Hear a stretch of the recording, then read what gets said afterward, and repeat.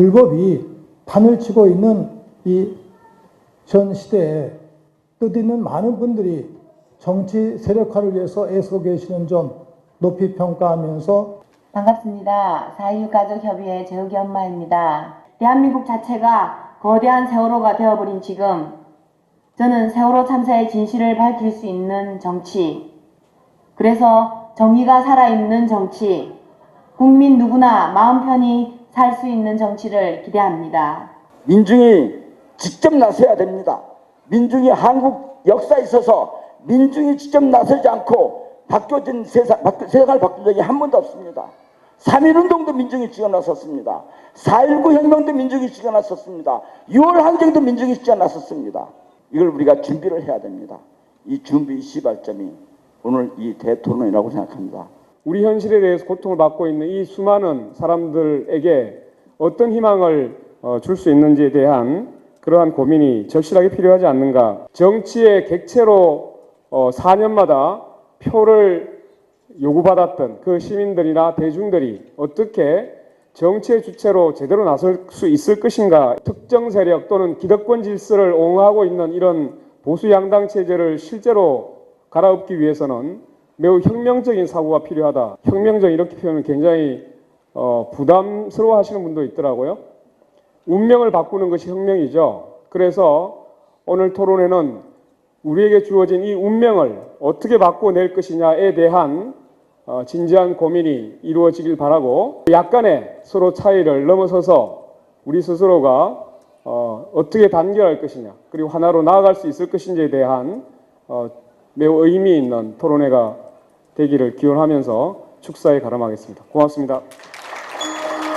현 상황을 어떻게 보고 있는지, 총선에 어떻게 임할 것인지 같은 내용의 질문을 드리고자 합니다. 대한민국의 버스는 낭떠러지를 향해서 달려가고 있는데 그 버스 안에서 좋은 자리를 차지하겠다고 싸우고 있는 게 우리 정치인들의 모습일 거고 또는 이제 정당의 모습이다라고 대부분의 국민들은 생각을 하고 있을 겁니다. 갑자기 국정교과서를 하더니 위안부 한일 협상도 졸속으로 추진하고 이슈가 만들어지고 그 이슈에 대응하는 방식으로 계속 활동을 저도 해왔는데 이게 정말 최선일까 이런 고민이 많이 들었어요. 이걸 그냥 막는 걸 넘어서 새로운 가치를 우리가 제시하고 새로운 대중운동을 만들어가는 그런 비전을 먼저 보여줘야 그 속에서 정치라는 게 존재하는 거잖아요. 저희는 광장에서 그 촛불로 대변되는 그 촛불 활동, 각종 집회 및 시위 그리고 기도회 이런 것을 계속 꾸준히 해오던 사람들입니다. 미조직 시민들이 직접 주체가 돼서 나서자. 그리고 나서는 방식을 예전에 진보정당이 해왔던 것처럼 조직화된 틀, 문화, 활동 방식을 뛰어넘어서 다른 방식으로 풀어내보자. 제가 속해 있는 당이 그 어떤 당보다 강하게 투쟁해왔고 그 어떤 조직과 단체보다도 거리에서 더 많이 살아왔다고 자부하고 있습니다. 아스팔트가 바로 우리의 당사였고 아스팔트가 우리의 지휘 본부였습니다. 산업화의 주역과 민주화의 주역들이 노후를 굉장히 불행하게 보내고 있다는 거죠. 물론 자살률도 지금 10년째 세계 1위를 달리고 있습니다. 동물들도 번식을 하지 않는 이유 중에 하나가 뭐냐면 환경이 나빠지게 되면은 번식을 중단합니다. 그래서 최저 출산율도 1위를 달리고 있는데요. 저희는 이런 문제를 근본적으로 해결하기 위해서 복지국가당을 만들었는데요. 이번 주에도 청년 한 명이 취업난 때문에 대구에서 목숨을 끊었습니다. 자살공화국이죠. 대학생들이 근 한 달째 위안부 소녀상 일본 대사관 소녀상 앞에서 농성을 하고 있습니다.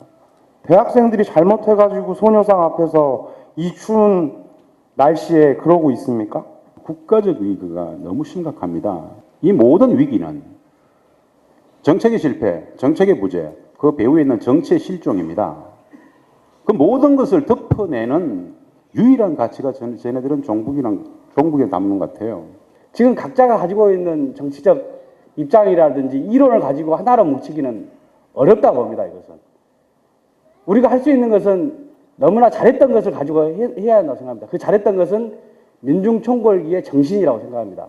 그런 우리의 마음이 모아진다면 세상을 바꿀 수 있는 희망을 우리가 열어갈 수 있다고 생각합니다. 극우 정치 이것만큼은 정말 막아야 된다. 지금 이런 선거 상황으로 간다면 그 3분의 2 개헌 뭐 이런 문제까지 뭐 이런 얘기까지 나올 정도로 심각한 상황이기 때문에 그래서 이것을 막는다는 것을 제외한 다른 어떤 것들도 이것보다 더 중요한 문제는 없다라고 생각을 하고요. 가장 낮은 수준에서라도 연대를 하자라는 것입니다. 가장 낮은 수준에서 연대조차도 안 된다면 그것조차도 안 된다면 우리가 무엇을 앞으로 어떤 것에서 무엇을 꿈꿀 수 있겠습니까? 의제를 서로 같이 공유를 하는 거예요. 그리고 기자회견도 같이 하는 거고. 그러면 선거가 이제 무르익다 보면 여당이든 야당이든 매일 싸움을 겁니다. 여당도 공천 문제, 야당도 공천 문제.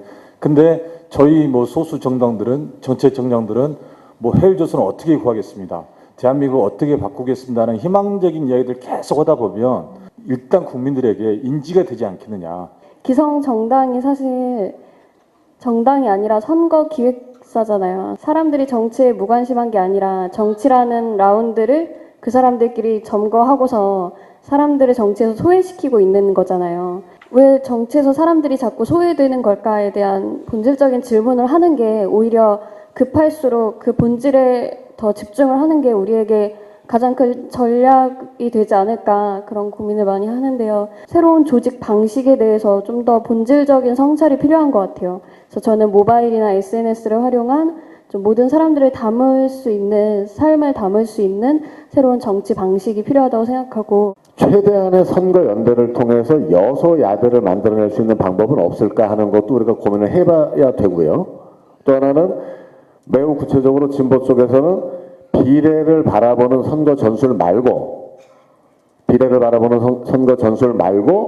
지역구에서의 실질적 연대를 통해서 지역구에서의 진출이 가능한 방법은 없을까라는 걸 창의적으로 고민해야 될 시점이라고 봅니다. 구체적인 그 총선 이번에 대응에 대해서 말씀을 드리면 오늘 이 제안을 통해서 다음 기회에 매우 구체적인 진보진영의 선거 공동 대응에 관한 어떤 이런 전략 토론회 같은 게 좀 있었으면 합니다. 하나는 이렇습니다. 우리가 잘 아시는 이탈리아의 오성운동이라는 게 있습니다. 5가지 문제를 갖고 한번 썩어빠진 이런 그 체제 교체, 시대 교체 이런 걸 한번 해보자 하고 이제 했는데 상당히 의미가 있었습니다. 어쨌든 공통의 의제를 만들자, 그리고 확정하자.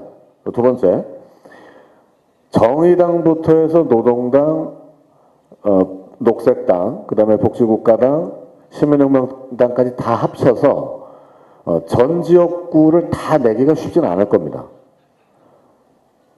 그 다음에 민주당이나 안철수당도 전 지역구를 내는 건 쉽지 않습니다. 자, 그래서 구체적으로 이렇게 생각해 봅니다. 첫째, 진보정당들은 공동의 의제를 설정한다. 그리고 그 공동의 의제를 갖고 지역구에 나가는 후보들을 활동하도록 한다. 그래서 진보정당들은 각 지역별로 진보정당들 자체는 후보 단일화를 해낸다. 그리고 그 힘을 가지고 민중운동단체나 사회단체, 종교단체, 학계들이 연합을 해서 야권 단일화를 하는데 최대한 기여를 한다. 라고 하면 지역에 따라서는 진보정당의 후보들이 새누리당과 1대1 구도로 맞서게 되는 환경을 최소 저희 판단으로는 최소 10석 이상은 만들 수 있다고 봅니다. 10개 이상은. 그러니까 새누리당과 민주당이 1대1로도 붙을 거고 새누리당과 국민의당이 1대1로도 붙을 수 있고 그렇지만 새누리당과 진보정당들의 후보들이 1대1로 붙는 공간도 만들어낼 수 있다는 뜻입니다. 이거를 절대 포기해서는 안 된다는 겁니다. 그래서 그 절차에 대해서 제가 지금 간단하게 말씀을 드렸습니다. 이걸 제안하는 거로 해서 일단락 하겠습니다.